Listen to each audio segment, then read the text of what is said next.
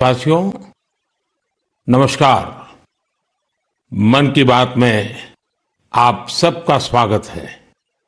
इन दिनों champions trophy चल रही है और हर तरफ क्रिकेट का माहौल है। क्रिकेट में सेंचुरी का रोमांच क्या होता है, ये तो हम सब भली भांति जानते हैं। लेकिन आज मैं आप सबसे क्रिकेट नहीं बल्कि भारत ने स्पेस में जो शानदार सेंचुरी बनाई है उसकी बात करने वाला हूं। पिछले महीने देश इसरो के 100वें रॉकेट की लॉन्चिंग के साक्षी बने हैं। ये केवल एक नंबर नहीं है, बल्कि इससे स्पेस साइंस में नित नई ऊंचाइयों को छूने के हमारे संकल्प का भी पता चलता है। हमारी स्पेस जर्नी की शुरुआत बहुत ही सामान्य तरीके से हुई थी। इसमें कदम कदम पर चुनौतियां थी, लेकिन हमारे वैज्ञानिक विजय प्राप्त करते हुए आगे बढ़ते ही गए। समय के साथ अंतरिक्ष की इस उड़ान में हमारी सफलताओं की लिस्ट काफी लंबी होती चली गई। लॉन्च व्हीकल का निर्माण हो, चंद्रयान की सफलता हो, मंगलयान हो, आदित्य L1 या फिर एक ही रॉकेट से एक ही बार में 104 सैटेलाइट्स को स्पेस में भेजने का अभूतपूर्व मिशन हो। इसरो की सफलताओं का दायरा काफी बड़ा रहा है। बीते 10 वर्षों में ही करीब 460 सैटेलाइट्स लॉन्च की गई हैं और इसमें दूसरे देशों की भी बहुत सारी सैटेलाइट्स शामिल है। हाल के वर्षों की एक बड़ी बात यह भी रही है कि स्पेस साइंटिस्ट की हमारी टीम में नारी शक्ति की भागीदारी लगातार बढ़ रही है। मुझे यह देखकर भी बहुत खुशी होती है कि आज स्पेस सेक्टर हमारे युवाओं के लिए बहुत फेवरेट बन गया है। कुछ साल पहले तक किसने सोचा होगा कि इस क्षेत्र में स्टार्टअप और प्राइवेट सेक्टर की स्पेस कंपनियों की संख्या सैकड़ों में हो जाएगी। हमारे जो युवा जीवन में कुछ थ्रिलिंग और एक्साइटिंग करना चाहते हैं, उनके लिए स्पेस सेक्टर एक बेहतरीन ऑप्शन बन रहा है। साथियों, आने वाले कुछ ही दिनों में हम नेशनल साइंस डे मनाने जा रहे हैं। हमारे बच्चों का, युवाओं का साइंस में इंटरेस्ट और पैशन होना बहुत मायने रखता है।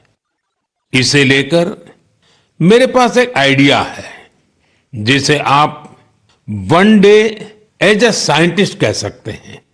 यानी आप अपना एक दिन एक साइंटिस्ट के रूप में, एक वैज्ञानिक के रूप में बिताकर देखें। आप अपनी सुविधा के अनुसार, अपनी मर्जी के अनुसार कोई भी दिन चुन सकते हैं। उस दिन आप किसी रिसर्च लैब, प्लेनेटोरियम या फिर स्पेस सेंटर जैसी जगहों पर जरूर जाएं। इससे साइंस को लेकर आपकी जिज्ञासा और बढ़ेगी। स्पेस और साइंस की तरह एक और क्षेत्र है जिसमें भारत तेजी से अपनी मजबूत पहचान बना रहा है। ये क्षेत्र है AI, यानी आर्टिफिशियल इंटेलिजेंस। हाल ही में मैं AI के एक बड़े सम्मेलन में हिस्सा लेने के लिए पेरिस गया था।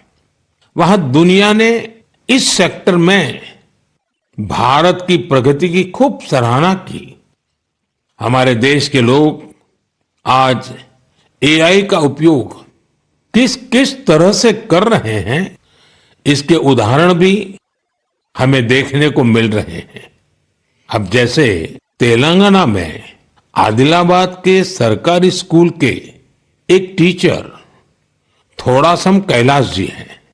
डिजिटल गीत संगीत में उनकी दिलचस्पी हमारी कई ट्राइबल लैंग्वेज को बचाने में बहुत महत्वपूर्ण काम कर रही है। उन्होंने एआई टूल्स की मदद से कोलामी भाषा में गाना कंपोज कर कमाल कर दिया है। वे एआई का उपयोग कोलामी के अलावा भी कई और भाषाओं में गीत तैयार करने के लिए कर रहे हैं। सोशल मीडिया पर उनके ट्रैक हमारे आदिवासी भाई बहनों को खूब पसंद आ रहे हैं। स्पेस सेक्टर हो या फिर एआई, हमारे युवाओं की बढ़ती भागीदारी एक नई क्रांति को जन्म दे रही है। नई नई टेक्नोलॉजी को अपनाने और आजमाने में भारत के लोग किसी से पीछे नहीं हैं। मेरे प्यारे देशवासियों, अगले महीने 8 मार्च को अंतर्राष्ट्रीय महिला दिवस है। यह हमारी नारी शक्ति को नमन करने का एक विशेष अवसर होता है। देवी महात्म्य में कहा गया है, विद्याः समस्ताः तव देवी भेदाः स्त्रियः समस्ताः सकला जगत्सु, अर्थात सभी विद्याएं देवी के ही विभिन्न स्वरूपों की अभिव्यक्ति है और जगत की समस्त नारी शक्ति में भी उनका ही प्रतिरूप है। हमारी संस्कृति में बेटियों का सम्मान सर्वोपरि रहा है। देश की मातृशक्ति ने हमारे स्वतंत्रता संग्राम और संविधान के निर्माण में भी बड़ी भूमिका निभाई है। संविधान सभा में हमारा राष्ट्रीय ध्वज प्रस्तुत करते हुए हंसा मेहता जी ने जो कहा था, मैं उन्हीं की आवाज में आप सबके साथ शेयर कर रहा हूं। It is in the fitness of things that this first flag that will fly over this august house should be a gift from the women of India. We have donned the saffron color. We have fought, suffered and sacrificed in the cause of our country's freedom. We have today attained our goal. In presenting this symbol of our freedom, we once more offer our services to the nation. We pledge ourselves to work for a great India, for building up a nation that will be a nation among nations. We pledge ourselves for working for a greater cause to maintain the freedom that we have achieved. साथियों, हंसा मेहता जी ने हमारे राष्ट्रीय ध्वज के निर्माण से लेकर उसके लिए बलिदान देने वाली देश भर की महिलाओं के योगदान को सामने रखा था। उनका मानना था कि हमारे तिरंगे में केसरिया रंग से भी ये भावना उजागर होती है। उन्होंने विश्वास व्यक्त किया था कि हमारी नारी शक्ति भारत को सशक्त और समृद्ध बनाने में अपना बहुमूल्य योगदान देगी। आज उनकी बातें सच साबित हो रही हैं। आप किसी भी क्षेत्र पर नजर डालें तो पाएंगे कि महिलाओं का योगदान कितना व्यापक है। साथियों, इस बार महिला दिवस पर मैं एक ऐसी पहल करने जा रहा हूं जो हमारी नारी शक्ति को समर्पित होगी। इस विशेष अवसर पर मैं अपने सोशल मीडिया अकाउंट जैसे एक्स, इंस्टाग्राम के अकाउंट्स, उनको देश की कुछ इंस्पायरिंग वुमेन को एक दिन के लिए सौंपने जा रहा हूं। ऐसी वुमेन जिन्होंने अलग अलग क्षेत्रों में उपलब्धियां हासिल की हैं, इनोवेशन किया है, अलग अलग क्षेत्रों में अपनी एक अलग पहचान बनाई है। 8 मार्च को वो अपने कार्य और अनुभवों को देशवासियों के साथ साझा करेंगी। प्लेटफॉर्म भले ही मेरा होगा, लेकिन वहां उनके अनुभव, उनकी चुनौतियां और उनकी उपलब्धियों की बात होगी। यदि आप चाहती हैं कि ये अवसर आपको मिले, तो नमो ऐप पर बनाए गए विशेष फोरम के माध्यम से इस प्रयोग का हिस्सा बने और मेरे एक्स और इंस्टाग्राम अकाउंट से पूरी दुनिया तक अपनी बात पहुंचाए। तो आइए इस बार महिला दिवस पर हम सब मिलकर अदम्य नारी शक्ति को सेलिब्रेट करें, सम्मान करें, नमन करें। मेरे प्यारे देशवासियों, आप में से बहुत सारे लोग ऐसे होंगे जिन्होंने उत्तराखंड में हुए राष्ट्रीय खेलों के रोमांच का आनंद उठाया होगा। देश भर के 11,000 से अधिक एथलीट्स ने इसमें शानदार प्रदर्शन किया। इस आयोजन ने देवभूमि के नए स्वरूप को पेश किया। उत्तराखंड अब देश में स्ट्रांग स्पोर्टिंग फोर्स के रूप में भी उभर रहा है। उत्तराखंड के खिलाड़ियों ने भी शानदार प्रदर्शन किया। इस बार उत्तराखंड 7वें स्थान पर रहा। यही तो पावर ऑफ स्पोर्ट्स है, जो इंडिविजुअल्स और कम्युनिटीज के साथ साथ पूरे राज्य का कायाकल्प कर देती है। इससे जहां भावी पीढ़ियां प्रेरित होती हैं, वहीं कल्चर ऑफ एक्सेलेंस को भी बढ़ावा मिलता है। साथियों, आज देश भर में इन खेलों के कुछ यादगार प्रदर्शनों की खूब चर्चा है। इन खेलों में सबसे ज्यादा गोल्ड मेडल जीतने वाली सर्विसेज की टीम को मेरी बहुत बहुत बधाई। राष्ट्रीय खेलों में हिस्सा लेने वाले हर खिलाड़ी की भी मैं सराहना करता हूं। हमारे बहुत से खिलाड़ी खेलो इंडिया अभियान की देन है। हिमाचल प्रदेश के सावन बरवाल, महाराष्ट्र के किरण मात्रे, तेजस सिरसे या आंध्र प्रदेश की ज्योति याराजी, सबने देश को नई उम्मीदें दी हैं। उत्तर प्रदेश के जेवलिन थ्रोअर सचिन यादव और हरियाणा की हाई जंपर पूजा और कर्नाटका की स्विमर धिनिधि दे सिंधु ने देशवासियों का दिल जीता। इन्होंने 3 नए राष्ट्रीय रिकॉर्ड बनाकर सबको चौंका दिया। इस बार के राष्ट्रीय खेलों में टीनेज चैंपियंस, उनका नंबर हैरान करने वाला है। 15 साल के शूटर गेविन एंटनी, यूपी की हैमर थ्रो खिलाड़ी 16 साल की अनुष्का यादव, मध्य प्रदेश के 19 साल के पोल वाल्टर देव कुमार मीणा ने साबित किया कि भारत का स्पोर्टिंग फ्यूचर बेहद प्रतिभावान पीढ़ी के हाथों में है।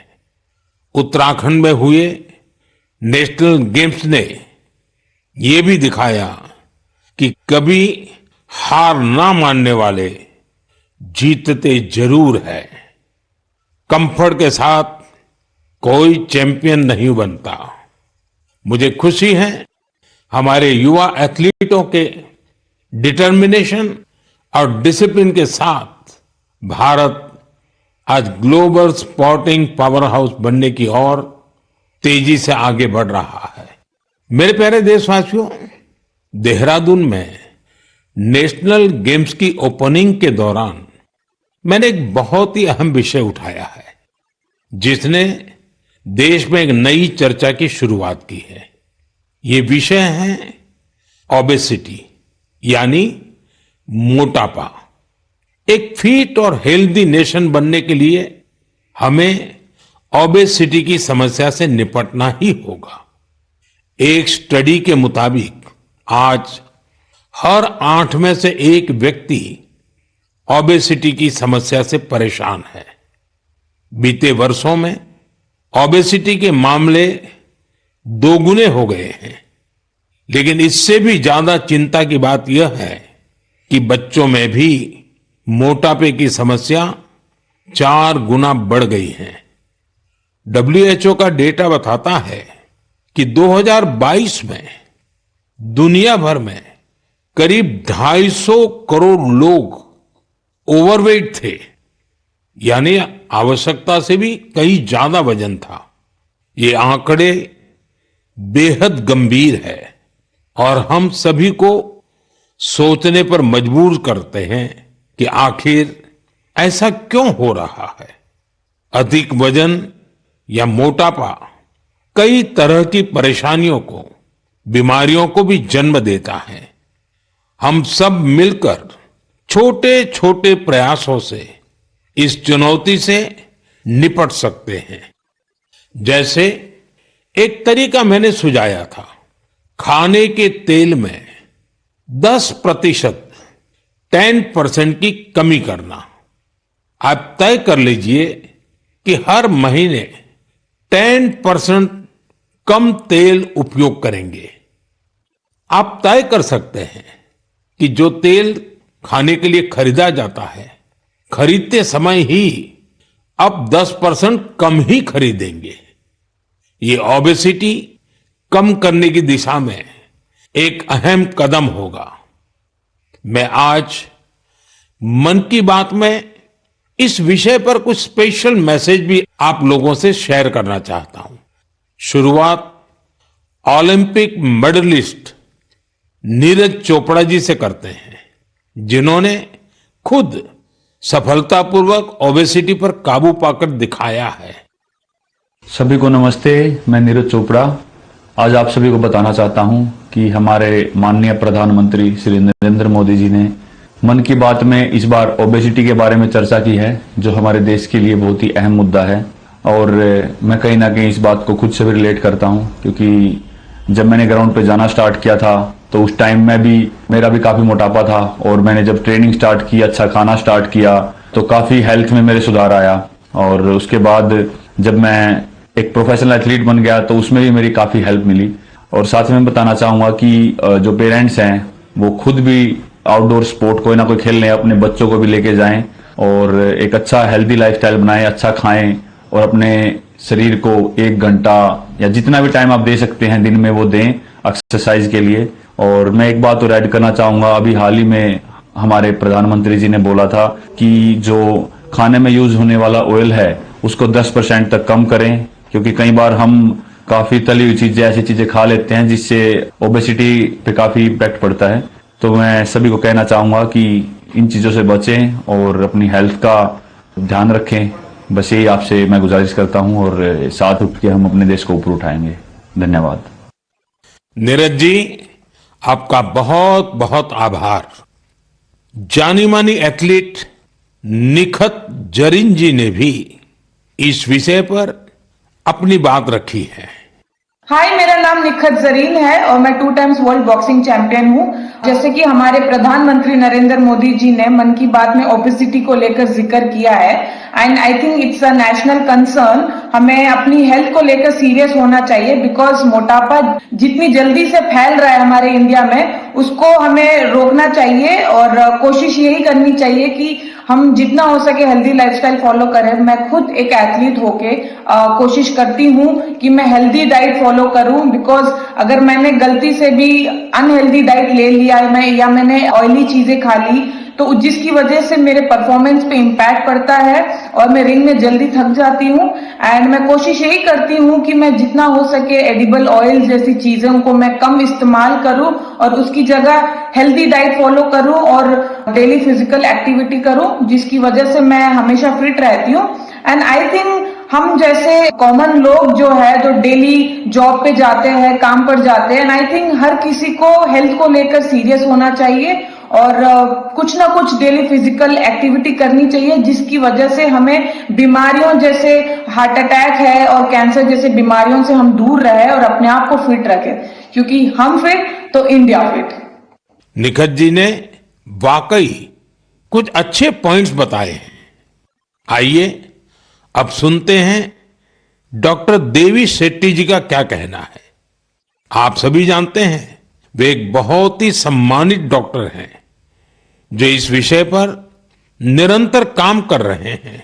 I would like to thank our Honorable Prime Minister for creating an awareness about obesity in his most popular Mann Ki Baat program.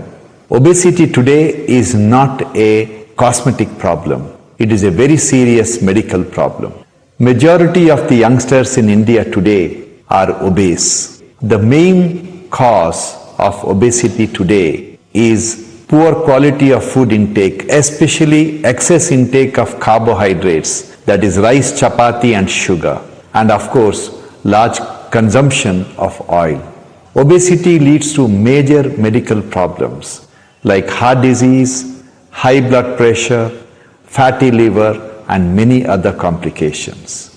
So my advice to all the youngsters, start exercising, control your diet and be very, very active and watch your weight. Once again, I would like to wish all of you very, very happy, healthy future. Good luck and God bless. साथियों, खाने में तेल का कम उपयोग और obesity से निपटना यह केवल पर्सनल चॉइस नहीं है, बल्कि परिवार के प्रति हमारी जिम्मेदारी भी है। खान पान में तेल का अधिक इस्तेमाल हार्ट डिसीज, डायबिटीज और हाइपरटेंशन जैसी ढेर सारी बीमारियों की वजह बन सकता है। अपने खान पान में छोटे छोटे बदलाव करके हम हमारे फ्यूचर को स्ट्रॉन्गर, फिटर और डिसीज फ्री बना सकते हैं। इसलिए हमें बिना देर किए इस दिशा में प्रयास बढ़ाने होंगे। इसे अपने जीवन में उतारना होगा। हम सब मिलकर इसे खेल खेल में बहुत प्रभावी रूप से कर सकते हैं। जैसे मैं आज मन की बात के इस एपिसोड के बाद 10 लोगों को आग्रह करूंगा, चैलेंज करूंगा कि क्या वो अपने खाने में ऑयल को 10% कम कर सकते हैं, और साथ ही उनसे ये आग्रह भी करूंगा कि वो आगे नए 10 लोगों को ऐसा ही चैलेंज दे। मुझे विश्वास है इससे ओबेसिटी से लड़ने में बहुत मदद मिलेगी। साथियों, क्या आप जानते हैं कि Asiatic lion, Angul, pygmy hogs और लायन टेल मैकाक, इसमें क्या समानता है? इसका जवाब है कि ये सब दुनिया में कहीं और नहीं पाए जाते हैं, केवल हमारे देश में ही पाए जाते हैं। वाकई हमारे यहाँ वनस्पति और जीव जंतुओं का एक बहुत ही वाइब्रेंट इकोसिस्टम है, और ये वन्य जीव हमारे इतिहास और संस्कृति में रचे बसे हुए हैं। कई जीव जंतु हमारे देवी देवताओं की सवारी के तौर पर भी देखे जाते हैं। मध्य भारत में कई जनजातियां बागेश्वर की पूजा करती हैं। महाराष्ट्र में वाघोबा के पूजन की परंपरा रही है। भगवान अयप्पा का भी बाघ से बहुत गहरा नाता है। सुंदरवन में बोन बीबी की पूजा अर्चना होती है, जिनकी सवारी बाघ है। हमारे यहाँ कर्नाटका के हुली वेशा, तमिलनाडु के पुली और केरला के पुलिकली जैसे कई कल्चरल डांसेस हैं जो नेचर और वाइल्ड लाइफ के साथ जुड़े हुए हैं। मैं अपने आदिवासी भाई बहनों का भी बहुत आभार करूंगा, क्योंकि वो वाइल्ड लाइफ प्रोटेक्शन से जुड़े कार्यों में बढ़ चढ़कर भागीदारी करते हैं। कर्नाटका के बीआरटी टाइगर रिजर्व में बाघों की आबादी में लगातार वृद्धि हुई है। इसका बहुत क्रेडिट सोलिगा ट्राइब्स को जाता है, जो बाघ की पूजा करते हैं। इनके कारण इस क्षेत्र में मैन एनिमल कॉन्फ्लिक्ट ना के बराबर होता है।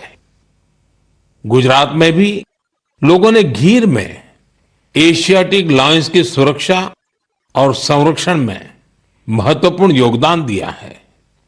उन्होंने दुनिया को दिखा दिया है कि प्रकृति के साथ कोएग्जिस्टेंस आखिर क्या होता है।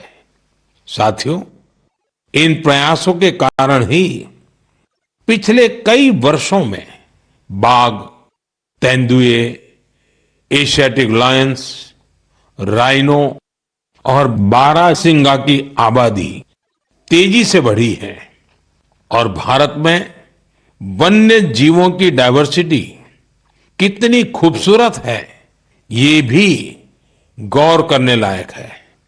एशियाटिक लायंस देश के पश्चिमी हिस्से में पाए जाते हैं, जबकि टाइगर का क्षेत्र है पूर्वी, मध्य और दक्षिण भारत। वहीं राइनो पूर्वोत्तर में मिलते हैं। भारत का हर हिस्सा न केवल प्रकृति के लिए संवेदनशील है, बल्कि वाइल्ड लाइफ प्रोटेक्शन के लिए भी प्रतिबद्ध है। मुझे अनुराधा राव जी के बारे में बताया गया है, जिनकी कई पीढ़ियों का नाता अंडमान निकोबार आइलैंड से रहा है। अनुराधा जी ने कम उम्र में ही एनिमल वेलफेयर के लिए खुद को समर्पित कर दिया था। 3 दशकों से उन्होंने हिरण और मोर की रक्षा को अपना मिशन बनाया। यहां के लोग तो उन्हें डियर वुमेन के नाम से बुलाते हैं। अगले महीने की शुरुआत में हम वर्ल्ड वाइल्ड लाइफ डे मनाएंगे। मेरा आग्रह है कि आप वाइल्ड लाइफ प्रोटेक्शन से जुड़े लोगों का हौसला जरूर बढ़ाएं। यह मेरे लिए बहुत संतोष की बात है। इस क्षेत्र में अब कई स्टार्टअप भी उभर कर सामने आए हैं। साथियों, यह बोर्ड एग्जाम का सीजन है। मैं अपने युवा साथियों यानी एग्जाम वॉरियर्स को उनकी परीक्षाओं के लिए बहुत बहुत शुभकामनाएं देता हूं। आप बिना कोई स्ट्रेस लिए पूरी पॉजिटिव स्पिरिट के साथ अपने पेपर दीजिए। हर वर्ष परीक्षा पे चर्चा में हम अपने एग्जाम वॉरियर से परीक्षाओं से जुड़े अलग अलग विषयों पर बात करते हैं।